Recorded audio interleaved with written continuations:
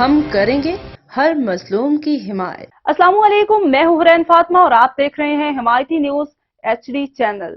نظر ڈالتے ہیں آج کی اہم خبروں پر۔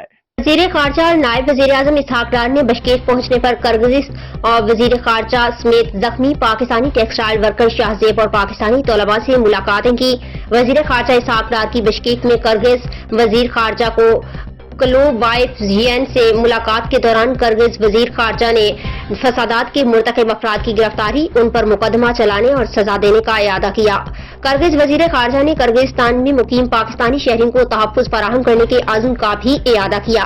وزیر خارجہ سے ملاقات کے دوران شاہ زیب کی پاکستان واپس آنے کی خواہش پر اسحاق ڈار نے انہیں اپنے ساتھ خصوصی طیارے میں وطن واپس لے جانے کا فیصلہ کیا۔